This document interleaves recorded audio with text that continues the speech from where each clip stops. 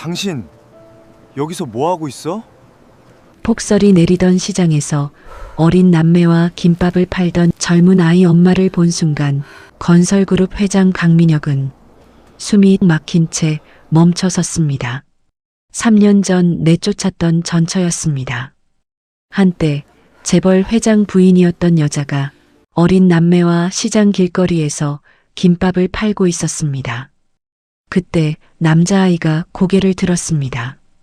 진한 눈썹과 눈매, 자신의 어린 시절과 똑 닮은 얼굴이었습니다. 대체 이 아이는 누구일까요? 3년 전 무슨 일이 있었던 걸까요? 이야기 시작 전 구독과 좋아요 꼭 눌러주세요. 계신 곳에 건강의 기운이 가득하기를 바라겠습니다. 한파주의보가 내려진 새벽이었습니다. 검은 승용차 한 대가 폭설이 내린 시장 입구에 멈춰 섰습니다. 뒷좌석 문이 열리고 코트 자락을 여민 국내 건설기업 회장 강민혁이 내렸습니다. 칼바람이 뺨을 때리는 순간 민혁의 시선이 시장 골목 끝 차가운 바닥에 웅크린 어린 아이 둘이 눈에 들어왔습니다. 어린 남매는 얇은 점퍼를 입은 채 입에서 하얀 입김이 새어나왔다가 골목바람에 흩어졌습니다. 재개발 담당자가 서류를 들고 급히 다가왔습니다. 저 아이들은 누굽니까? 민혁이 담당자의 말을 끊고 좌판 쪽으로 턱짓했습니다. 곁에 서 있던 시장 상인회장이 조심스레 입을 열었습니다. 어린 남매 데리고 김밥 파는 젊은 엄마입니다. 새벽에 와서 김밥을 말아요. 이 한파에 어린 애들까지 데리고 말입니까? 네, 갈 데가 없는 모양입니다. 상인회장의 말끝이 흐려졌습니다. 그때 바람을 가르고 가느다란 기침소리가 골목을 건너왔습니다. 4살쯤 되어 보이는 여자아이가 작은 손으로 남동생의 등을 토닥이고 있었습니다. 얇은 점퍼 하나만 걸치고 자기 목도리를 풀어 남동생 목에 둘러줬습니다. 그러고는 두 손을 호흡 불어 작은 아이 뺨에 갖다 댔습니다. 추위에 새빨개진 두 볼이었습니다. 젊은 엄마 한수미는 장갑도 끼지 않은 채 꽁꽁 언 손으로 김밥을 썰고 있었습니다. 손가락 마디가 갈라져 있었고 벌건 손등에는 피가 배어 있었습니다. 첫째 아이 하린이가 엄마 수민의 손을 발견했습니다. 엄마, 또 피나? 엄마 수민은 대수롭지 않다는 듯 웃었습니다.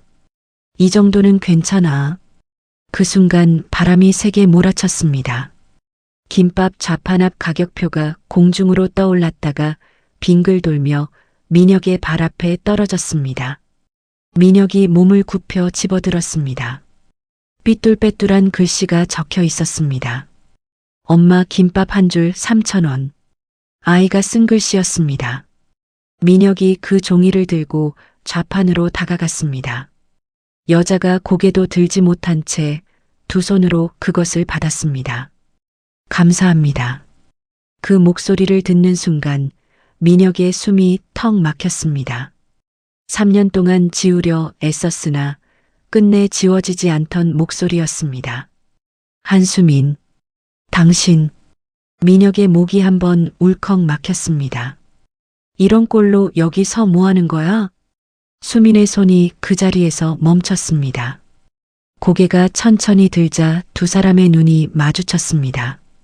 추위에 갈라진 입술, 해진 패딩 소매, 밤새 잠도 못 잔 사람처럼 퀭한 눈. 3년 전 민혁이 알던 재벌 회장의 아내일 때의 수민과 너무 달라져 있었습니다. 수민의 눈이 커졌습니다. 그리고 그 안에 두려움이 스쳤습니다. 놀람도 아니고 반가움도 아니었습니다. 바로 경계였습니다. 수민은 곧 첫째 아이 하린과 둘째 도윤이를 자기 뒤로 당겼습니다. 아이들과 민혁 사이를 몸으로 가로막았습니다. 하린은 1살까지 민혁의 손으로 안아 키운 아이였습니다. 밤새 열이 내리지 않던 날이면 품에 안고 거실을 서성였고 자기 손가락을 쥐어야 겨우 잠들던 아이였습니다. 그런데 지금 하리는 낯선 남자를 보듯 민혁을 올려다보고 있었습니다. 바람난 첫사랑 남자는 어디 갔어? 누구 말이에요? 당신 첫사랑. 이 아이들 아버지 말이야. 수민의 눈빛이 싸늘하게 식었습니다. 아직도 그 얘기예요. 민혁의 목소리가 처음보다 낮게 가라앉았습니다. 불륜 저지르고 나갔으면 잘 살기라도 했어야지. 결국 버림받은 거야? 수민은 대답하지 않았습니다. 다만 할인의 어깨를 감싸며 제 몸으로 아이들을 한 뼘 더 가렸습니다. 할인이 엄마의 굳은 얼굴과 낯선 남자의 목소리를 번갈아 보다가 수민의 옷자락을 꽉 움켜쥐었습니다. 엄마, 이 아저씨 무서워. 그 한마디에 민혁의 입이 다물렸습니다.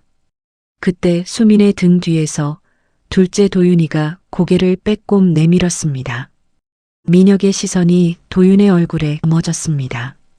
짙은 눈썹, 겁을 먹어 안쪽으로 모인 미간. 그 얼굴이 민혁의 어릴 적 사진 속 얼굴과 소름 돋도록 닮아 있었습니다. 아이는 여전히 왼손에 김밥을 쥔 채 민혁을 빤히 올려다보고 있었습니다. 그럴 리 없다고 민혁은 생각했습니다. 그러나 시선이 그 작은 도윤의 얼굴에서 쉬이 떨어지지 않았습니다. 저 아이는 누구야? 몇 살이야? 수민의 입술이 굳게 다물렸습니다. 대신 할인이 대답했습니다. 도윤이는 3살이에요. 3살. 그 두 글자가 민혁의 머릿속을 천천히 맴돌았습니다. 3년 전 초음파 사진을 손에 들고 회사 앞에 찾아왔던 수민의 모습이 떠올랐습니다. 그날 민혁은 그 초음파 사진을 끝내 쳐다보지도 않았습니다. 첫째도 그 남자의 아이면서 둘째까지 떠넘길 셈이냐며 수민을 거칠게 몰아세웠습니다. 민혁은 그 기억을 억지로 누르며 싸늘하게 말했습니다. 결국 바람난 첫사랑 선배 아이를 둘이나 낳은 거군. 수민의 얼굴에서 마지막 남은 빛마저 가셨습니다. 화를 내지도 억울함을 호소하지도 않았습니다. 그저 좌판 쪽으로 몸을 돌리며 낮게 말했습니다. 아이들 앞에서 그 사람 얘기는 하지 마세요. 김밥 사실 거 아니면 가주세요. 민혁은 도윤 얼굴에서 시선을 떼지 못했습니다. 짙은 눈썹과 미간의 모양이 자꾸 눈에 박혔습니다. 민혁은 턱을 단단히 굳힌 채 억지로 시선을 돌렸습니다. 그때 재개발 담당자가 다가왔습니다. 회장님, 남은 좌판은 어떻게 할까요? 민혁은 잠시 도윤을 바라보았습니다. 그리고는 시선을 싸늘하게 돌렸습니다. 당장 시작하세요. 담당자가 수민의 좌판 옆에 철거 예정 안내문을 붙였습니다. 수민은 말없이 그 종이를 바라보았습니다. 칼을 쥐고 있던 손이 천천히 무릎 위로 내려왔습니다. 할인이 안내문을 올려다보다가 수민의 옷자락을 잡아당겼습니다. 엄마, 내일부터 여기 못 와? 수민은 잠시 입술을 다물었습니다. 그러고는 할인을 향해 웃어 보였습니다. 괜찮아. 엄마가 다른 데 찾아볼게. 민혁은 그 모습을 등 뒤에 두고 차로 돌아섰습니다. 차 문이 닫히자 시장의 바람소리가 한순간에 멀어졌습니다.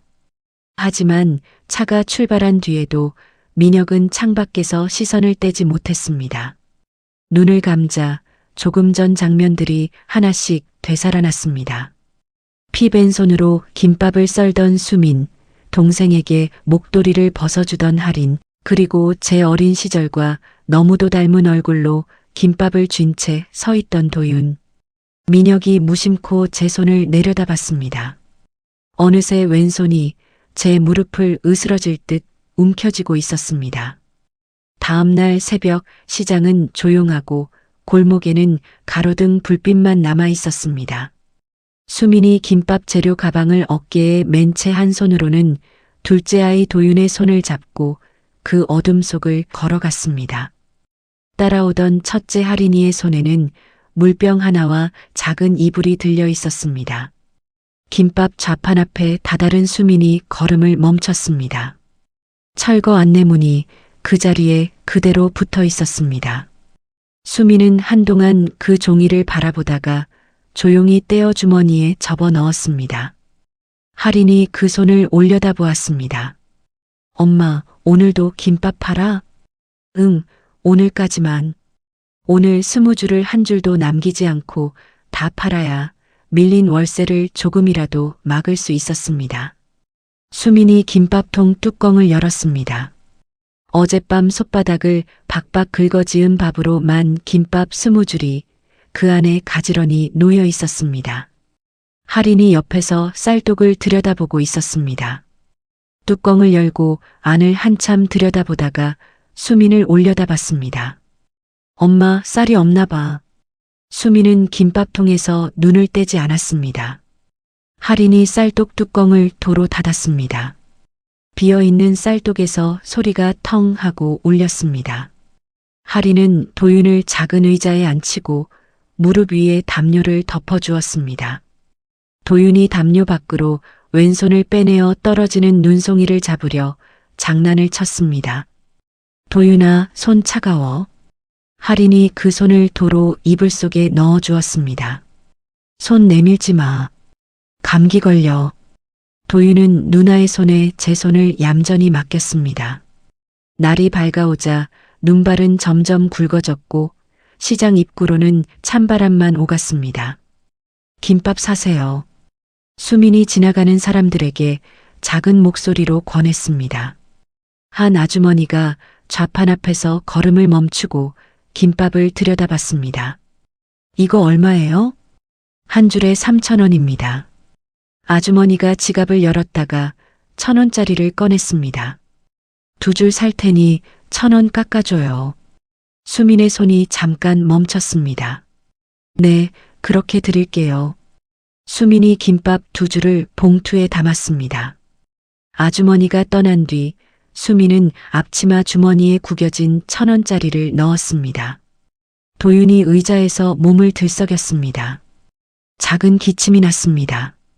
할인이 도윤의 등을 손바닥으로 가만히 두드렸습니다. 누나가 호해줄게. 할인이 도윤의 손을 잡고 입김을 불었습니다. 도윤의 손가락이 잠깐 펴졌다가 다시 오므라들었습니다. 점심때가 지나도록 앞치마 주머니에 든 것은 손때에 절은 1,000원짜리 몇 장과 동전 몇 개가 전부였습니다. 그때 시장 입구에서 큰 엔진 소리가 울렸습니다. 큰 트럭 2대가 좁은 골목을 비집고 들어와 급하게 멈춰섰습니다. 문이 거칠게 열리고 작업복 차림의 인부들과 검은 점퍼의 보안 요원들이 우르르 쏟아져 내렸습니다. 가게 안에 있던 상인들이 놀라 뛰쳐나오고 상인회장이 2팔을 벌려 그 앞을 막아섰습니다. 갑자기 이게 무슨 일입니까? 안 됩니다. 고성이 오가는 사이에도 철거 인부들의 손은 멈추지 않았습니다. 천막이 한 채씩 우지끈 주저앉았고 기둥이 뽑히고 상자들이 트럭 짐칸으로 던져지듯 실렸습니다. 상인회장이 수민의 김밥 좌판 쪽을 돌아보았습니다. 저 집만 하루 더 주면 안 됩니까? 아이 2 데리고 겨우 먹고 사는 집입니다. 안 됩니다. 회장님이 최대한 빨리 진행하라고 하셨습니다. 김밥을 썰던 수민의 손이 멈췄습니다. 어제 자신과 아이들을 내려다보던 민혁의 얼굴이 눈앞에 어른거렸습니다. 수민은 칼을 내려놓고 좌판 앞으로 나섰습니다. 이윽고 보안 요원 2이 수민의 좌판 앞에 섰습니다. 수민이 김밥통 앞을 막아섰습니다. 1시간만요. 오늘 하루만이요.